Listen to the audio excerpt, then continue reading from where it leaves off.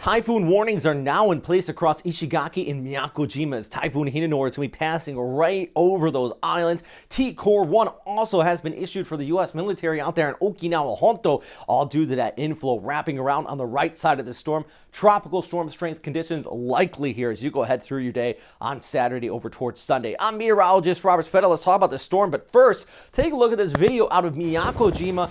Videographer James Reynolds. He's been over over 50 typhoon eye walls throughout his career. Looks like he's going to be going through yet another one there out on Miyako, and you can see those massive waves absolutely kicking up. Kind of shows the power of this storm system as it lingers here towards the south of the islands, east of the Philippines, but the Batanes Islands, in fact, signal force 2 been raised out there as well due to those tropical storm strength conditions flowing into this storm. But this is what I want to show you. Look at the right side of this. This is still convection left over after this storm system cannibalized that tropical depression, kind of that Fujiwara effect that took place.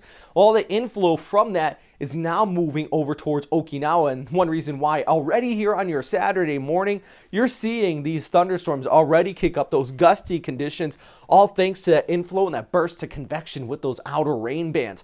Here's the inner eye wall, though. That's where the highest of the winds are going to be. You can see they're scooting off towards the north here, right front quadrant, likely going to be moving right over Miyakojima. In fact, that was on radar. This is microwave imagery, and I love this imagery because we can peer through those upper level clouds, and it shows you kind of what's going on in the core of this storm. Here's those bands I was talking about off towards the right. There's the core of it. A little degradation on the western side of it due to some wind shear and a little bit drier get into it, but still that core of that inner eye wall continuing to hold on. And also you can see this is kind of wobbling here and getting ready to hook back towards the north. So let's take a look again here at what we're going to be looking at over the course of the next 24 hours. First, the track. Well, right now, storm's lifting off towards the north, and it is expected to intensify a bit, getting up to about 165 to 175 kilometers per hour as it passes towards the east of Shanghai, well towards the southeast of Beijing. Boy, China needs the rain. They need to be cooled off, but it's not going to be moving well enough on shore. In fact, looks like it's going to turn towards the north and east across the Korean Peninsula. Places like Busan probably going to be looking at typhoon strength winds. Here we go through your Saturday afternoon. There's Miyako. That's where videographer James Reynolds is. Look at the right front quadrant of this storm. The eye could pass maybe right over Ishigaki, but Miyako definitely seeing those winds up and over 100 kilometers per hour. Look at the banding all the way back towards the east here on your Saturday afternoon through the evening. Looks like the worst of the weather probably going to be Saturday night, Sunday morning, but we still have those gusty conditions on the tail end of this throughout the day on Sunday. And finally, if you are any Americans out here, you want to do anything on Labor Day, Monday probably your best bet. Still going to be breezy, still going to be some dangerous seas on the southern coast and maybe even the northern coast, but the bulk of the weather is definitely going to be tapered off by that point. Taking a look at this as this moves towards the north. Also, I want to mention that inflow wrapping in around this storm system. The southern Japanese islands, Korea, seeing the direct impacts.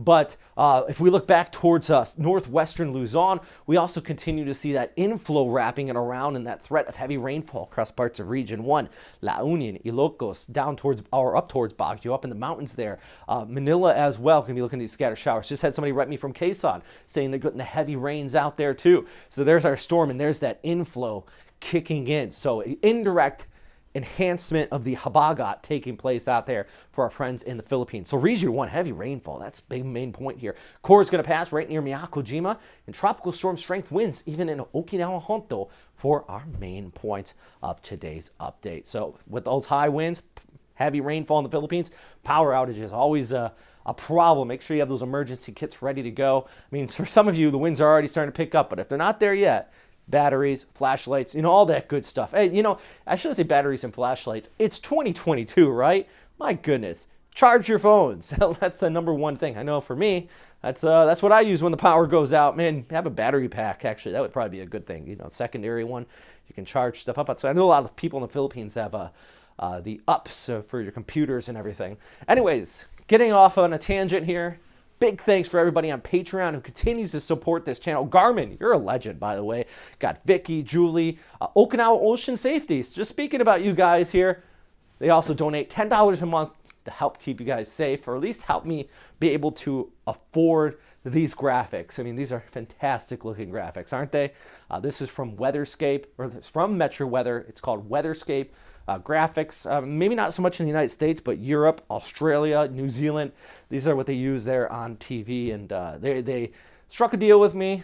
Absolutely love them, and your Patreon support really does help me be able to afford these and use them on these updates. So big thanks for everybody. Anyways, that's all for today. If you have any questions, comments, suggestions, please let me know. And of course, as always, stay safe out there. Ooh, one last thing. Getting off of my tangent again. If you have any photos, videos, or anything like that, shoot me a message on Facebook at Robert Spetta Weather. I'll use them in my next update. Stay safe out there.